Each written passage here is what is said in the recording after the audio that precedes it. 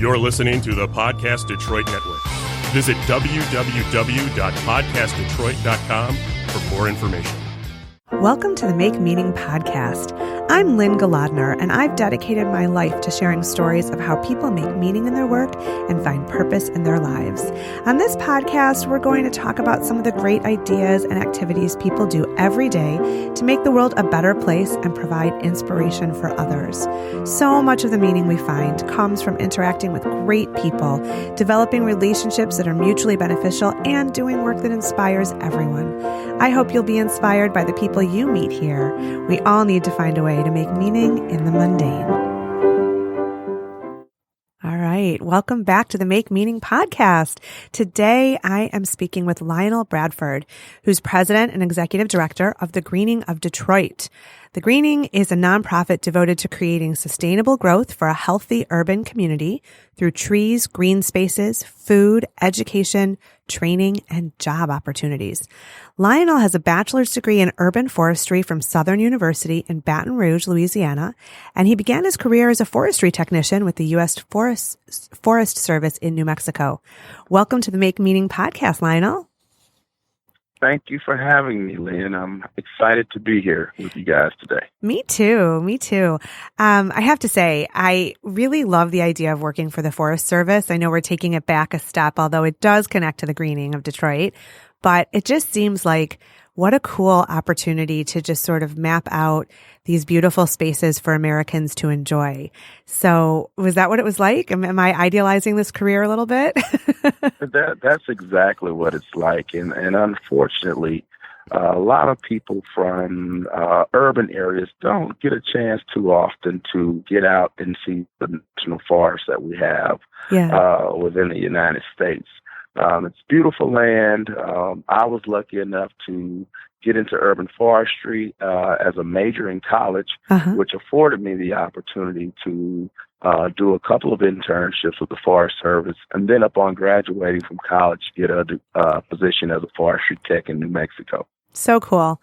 You know, it's really interesting because I'm a native Detroiter and my parents are as well. My dad, who's 80, a few years ago, we went driving around to Detroit, and he was showing me the neighborhoods where he grew up. And he spent his childhood among 3 different houses. And I think 2 were still standing, but one was a completely vacant lot. It was a beautiful meadow, actually.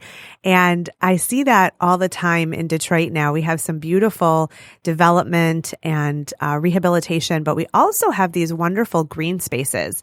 And I'm assuming that ties into your mission. Am I right? It does. Our motto is growing Detroit's tomorrow together. I love it. And so I don't know if you know, Lynn, but at one point Detroit was known as the Paris of the Midwest. I did. For its tree canopy cover. Yeah. And over the past 50 years or so, we've lost well over 1 million trees due to disease, neglect, urbanization, you name it. Mm-hmm. And so our organization, the Greening of Detroit, was founded to reforest the city. That was our goal. Okay. And since then, we planted, this year actually, we celebrate 30 years of existence. Congratulations. And over those 30 years, thank you. Over those 30 years, we've planted over 100,000 trees within the city of Detroit. Wow. And so, as you mentioned, a lot of vacant land in Detroit. At its height, I think about 40 square miles of vacant land, if I'm not mistaken. Wow. And where most people will see that as a liability, we saw that as an opportunity, an asset, vacant land, because what we do is take vacant land and make productive green space out of it. Okay. So, tell me a little bit about that. First of all, my first question is, why do we need to have, urban green spaces? And then secondly, what types of urban green spaces are we looking to cultivate? So tell me a little bit about that. Well, great questions. First, I think it's very important that we have green space within urban areas. There's so many environmental benefits from green space. One being that stormwater is huge, and we have a combined sewer system here. And so at times we get raw sewage going into our lakes and the river, Detroit River, where we get most of our drinking water from. Oh, wow. And so with green spaces and different type of green infrastructure installations like trees and native plants, bioswales, you name it, those installations can actually trap some of that storm water, slow it down a little bit, and stop it from going into the system, causing flooding into the basement of residents. Okay. And so that's a one big environmental benefit. Sure. The other thing is that you hear about urban heat effect. Yeah. And that is when we don't have tree canopy enough to block the sun. And so it actually heats up the place more, especially in an urban area that's full of what we call gray infrastructure. So a lot of concrete and roads and things of that nature. Yep. And so there's so many benefits and so many reasons that we need green spaces and green infrastructure within an urban city. That I can go on and on. Well, and your sec. Oh, I'm sorry. Go ahead. No, please.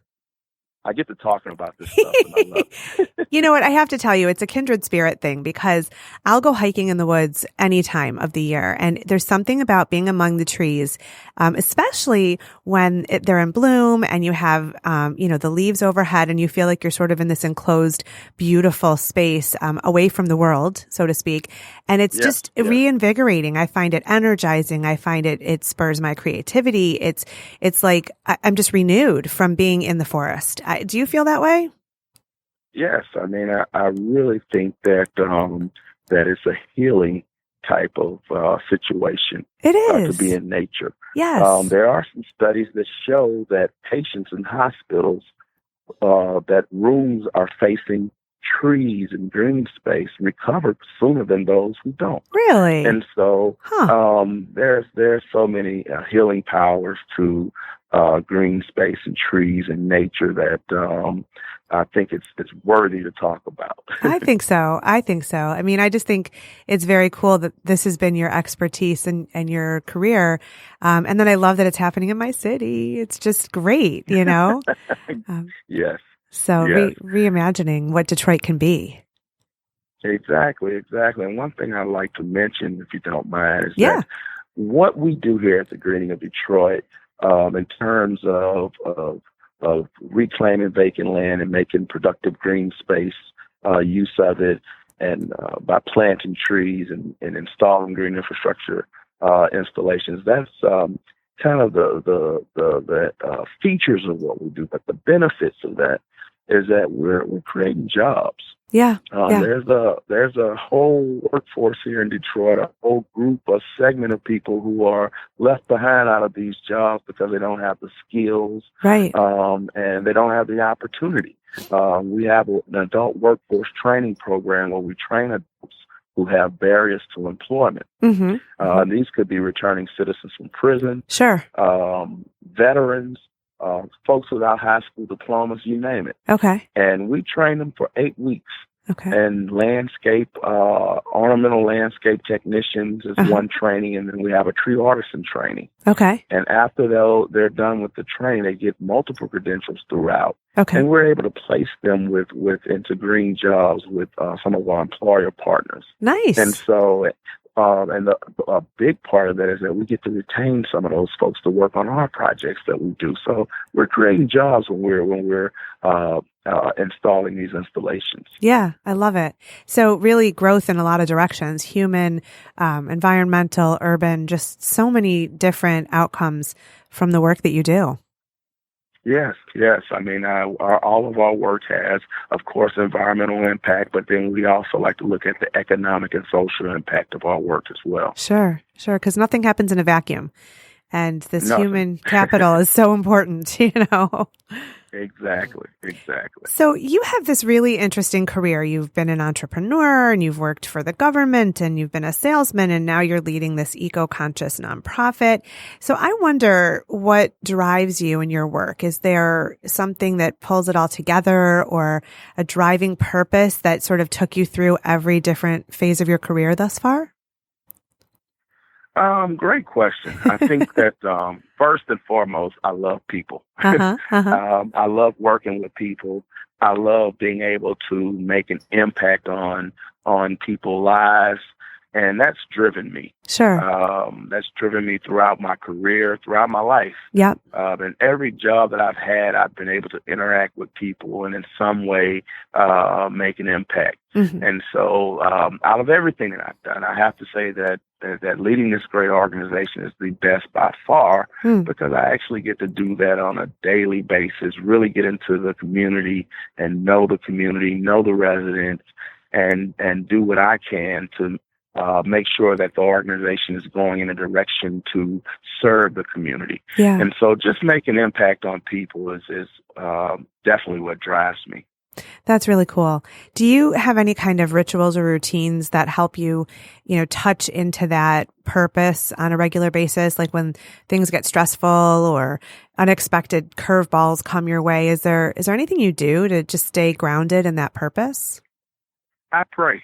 Love it. Honestly, I do. I have a very good relationship with God, and I like to pray, and I take time out to pray, and I do believe that God honors my steps and really listens to my prayer, and that can calm any situation. Prayer changes things. I'm a firm believer of that. Yes. And that's where I go. Excellent.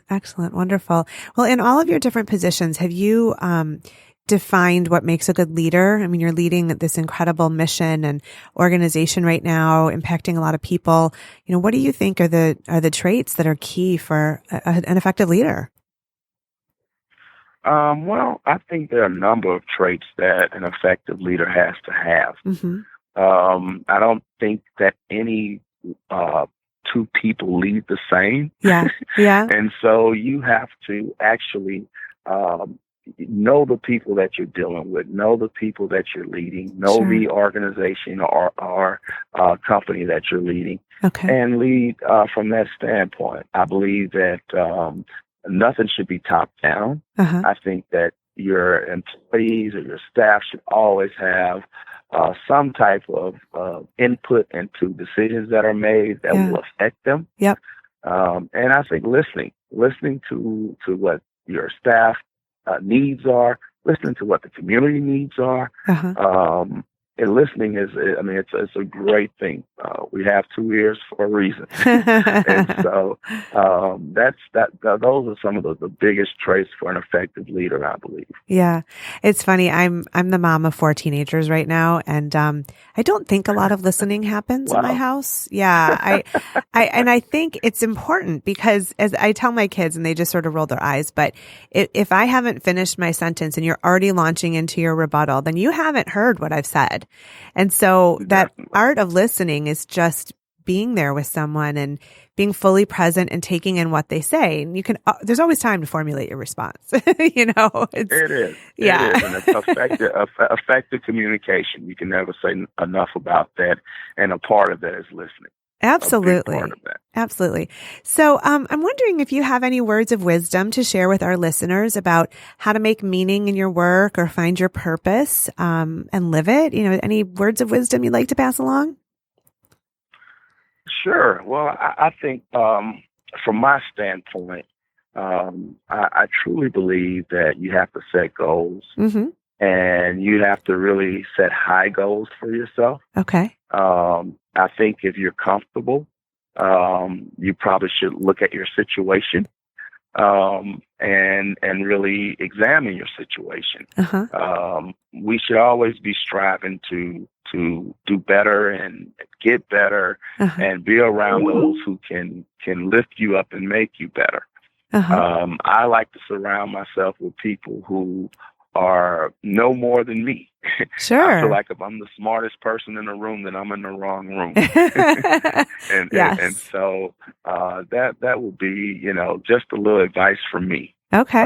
Set your goals and really surround yourself with positive people. I love it. Well, Lionel Bradford from the Greening of Detroit, it has been such a pleasure to speak with you. I think we could talk for hours, but I have to wrap this up. So I just want to thank you for being on the Make Meaning podcast today. Thank you, Lynn. It's been my pleasure, and thank you for having me. Thank you for thinking of the Greening of Detroit. Please go and visit our website at www.thegreeningofdetroit.com. That was my question, is how can we find you? Opportunities Yes. on all of our programming. Okay. So you do need volunteers, and there's all kinds of opportunities. Yeah? Oh, yes. Oh, yes. We work with upwards of 5,000 volunteers a year. Excellent. All right, you listeners out there, check out The Greening of Detroit and look for Lionel Bradford when you do. So thanks for being here. Thank you, Lynn. Have a good one. You too. Thanks for listening to the Make Meaning podcast. I'm Lynn Golodner, and I've really enjoyed being here with you today. You can find the Make Meaning podcast wherever you listen to your favorite podcasts. And I'd love it if you'd share our great conversations with all your people so we can add meaning wherever we go and whatever we do.